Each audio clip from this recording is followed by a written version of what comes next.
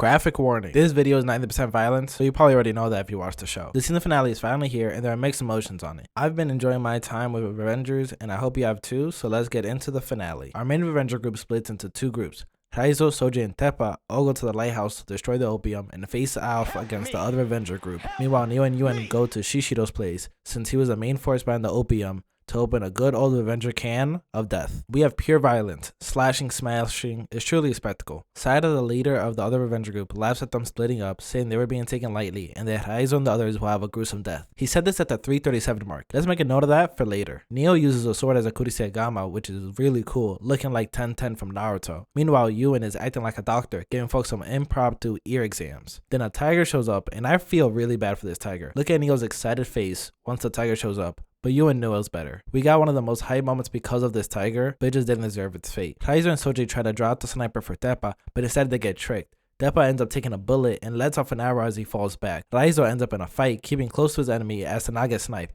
When the enemy throws his weapon again, on return, instead of killing Raizo, Soji throws it off course to kill the fake Axel, dying at 620. Wow, he survived 2 minutes and 43 seconds. Now, don't forget about the arrow Teppa shot, because that destroyed the sniper, killing him at 6:30, 10 seconds longer than the other guy. Making good progress here. Sada's words are looking really good right now. We go back to Neo and Yuen fighting the tiger. Look at Neo so excited to be in their own rodeo. Yuen puts up a mist of gold and then turned into Jesus Christ himself walking on water. He has the Virgin Mary on his back, but he's in full savior mode right now. We do see he is on a string, and the tiger falls into piranha-infested waters, which just feels bad for the tiger. We then go into the final battle of Sada versus Raizo, the moment we've been waiting for. There's some good action here, such as Raizo using Lu's movement, which is great because Lu is the one that wanted revenge here, so I'm going to let some of this play.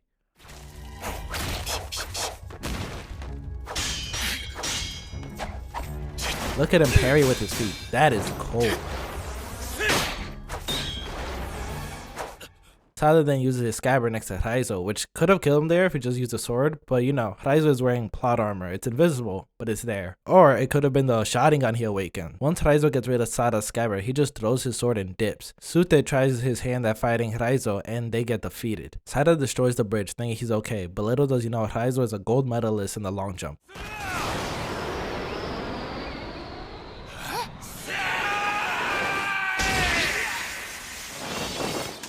Sada, time of death, 12:44. So he lasted 9 minutes and 7 seconds for when he talked shit. Dang, didn't even survive 10 minutes. Back at Shishido's place, he says some dumb stuff about Yuen being a true artist in terms of killing people and that Yuen needs him. So Yuen shows him the Lord and Savior by killing him, adding insult to injury. He gets tied up and gets crushed from the fall. Take a look at this.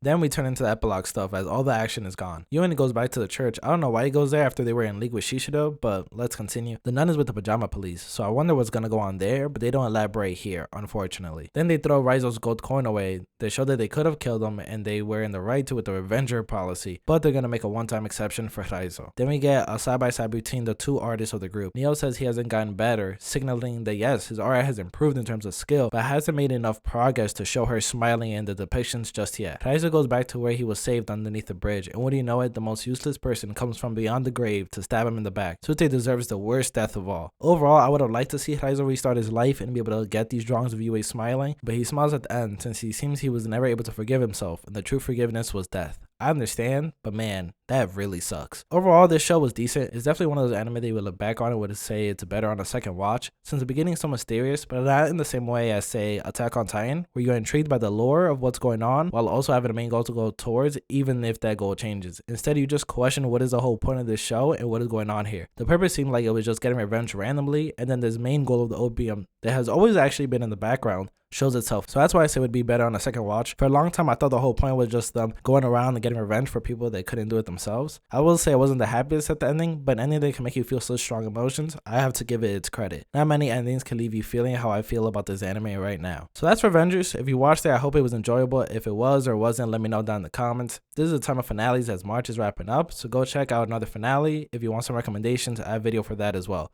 I will see you all next time. This has been Anime Disrobed, and Revenger has officially been disrobed.